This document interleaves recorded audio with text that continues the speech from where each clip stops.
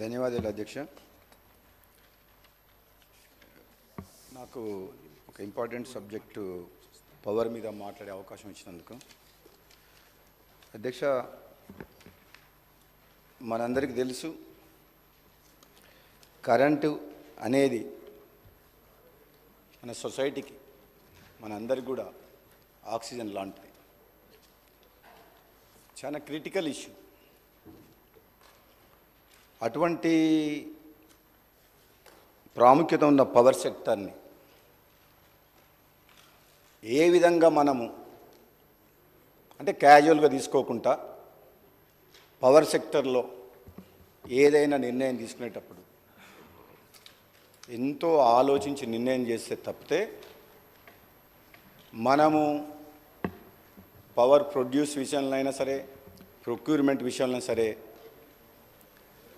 విద్యుత్ సంస్థలు బాధ్యతాయుతంగా చేస్తే సంస్థలు లాభాలు నడుస్తాయి, వినియోగదారులకు కూడా తక్కువ ధరకే మనము కరెంటు సరఫరా చేయొచ్చు. అధ్యక్ష, ముఖ్యంగా నిన్నగాక మొన్న సభలో కూడా దీని మీద చర్చ జరిగింది.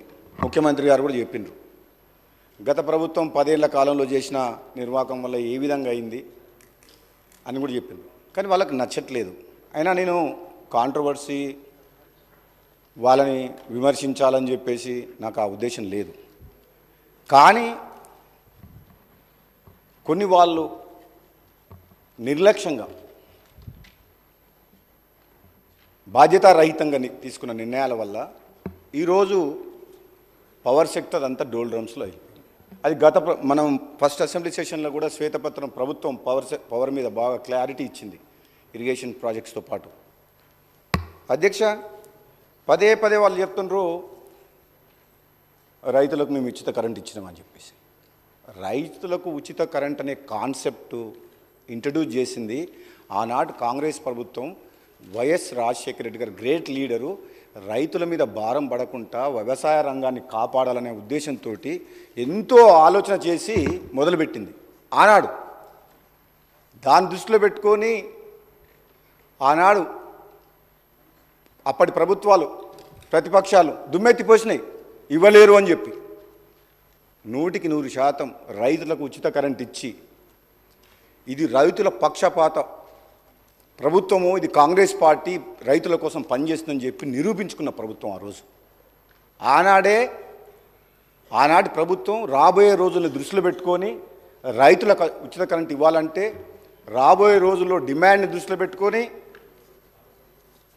అప్పుడు ఉన్న ప్రభుత్వం తీసుకున్న కొన్ని చర్యలు, కొత్తగూడెంలో 800 మెగావాట్ల ప్లాంట్ కావచ్చు, సింగరేణి విద్యుత్ కేంద్రం 1200 మెగావాట్లు కావచ్చు, 600 మెగావాట్ల కాకతీయ విద్యుత్ కేంద్రం కావచ్చు, 240 మెగావాట్ల లోయర్ జూరాల హైడల్ కేంద్రం కావచ్చు, 120 మెగావాట్ల పులిచింతల హైడల్ కేంద్రం కావచ్చు.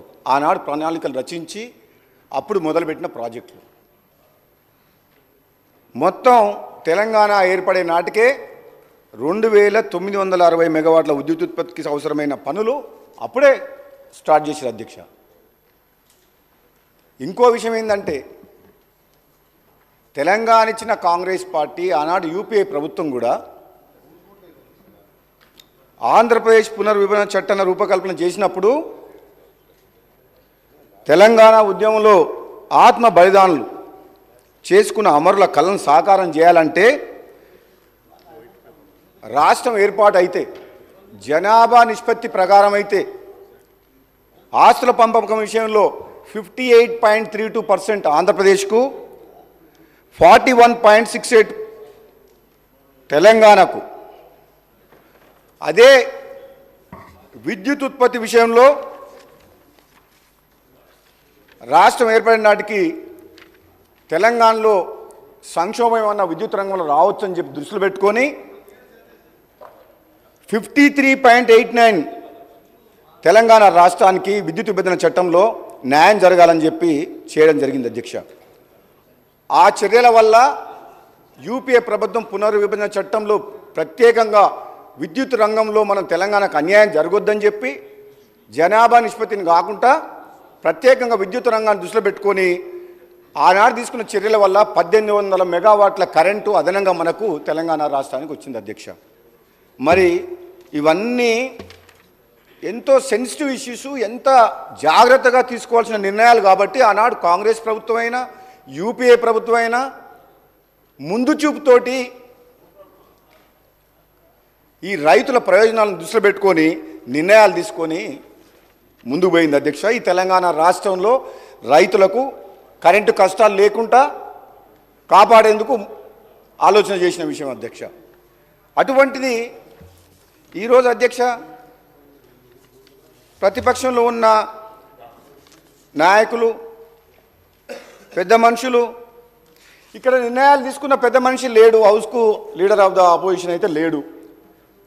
ముఖ్యమంత్రిగా నిర్ణయాలు తీసుకొని ఒక ఇంపార్టెంట్ సబ్జెక్టు మీద చర్చ నడిచినప్పుడు కనీసం లీడర్ ఆఫ్ ద ఆపోజిషన్ హౌస్లో ఉంటే ఆయన తీసుకున్న నిర్ణయం వల్ల జరిగిన నిర్వాహకం ఏ విధంగా జరిగింది, ప్రజలకు, వినియోగదారులకు, విద్యుత్ సంస్థలకు ఏ విధంగా నష్టం జరిగింది, ఈ నష్టాల ఊబిలోకి ఎందుకు నెట్టబయటపడ్డాయి ఈ విద్యుత్ సంస్థలు అనే విషయము మేము కొంచెం చెప్పుకునే అవకాశం, ఆయన వినే అవకాశం ఉండేది అధ్యక్ష.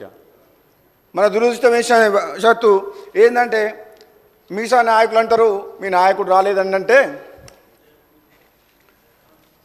మీ స్థాయికి ఆయన అవసరం లేదు, మేమే చాలని అంటుండ్రు అధ్యక్ష. వీళ్ళ స్థాయి ఏందో 10 ఏళ్లలో కేసీఆర్ గారు ముఖ్యమంత్రిగా ఉన్నప్పుడు వీళ్ళ స్థాయి ఏంది, మంత్రులు, ఎంపీలు, అధికారుల మాట ఎవరైనా విన్నారా అధ్యక్ష?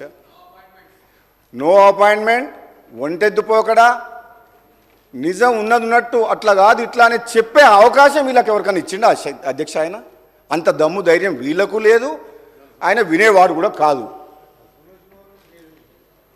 అటువంటి పరిస్థితి ఉన్న మనిషి, పెద్ద మనిషి, లీడర్ ఆఫ్ ద ఆపోజిషను ఉండి కూడా సభకు రాకుండా ఒక ఇంపార్టెంట్ సబ్జెక్టుల మీద చర్చ నడిచినప్పుడు లేకుండా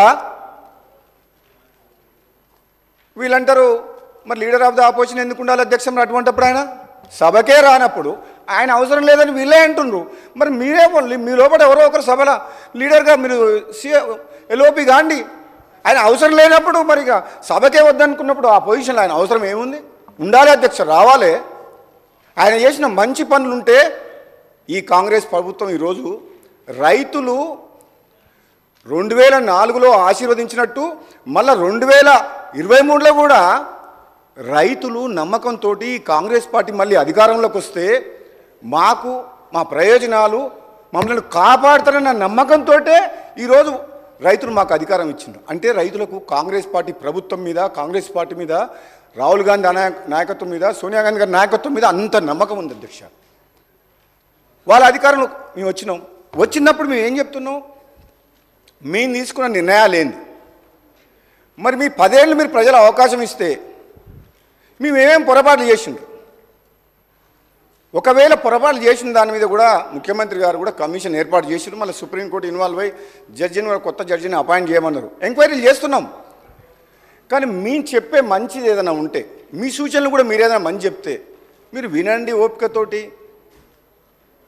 సమర్థించండి, సపోర్ట్ చేయండి. యాజ్ ఏ అపోజిషన్గా ప్రజలకు మేలు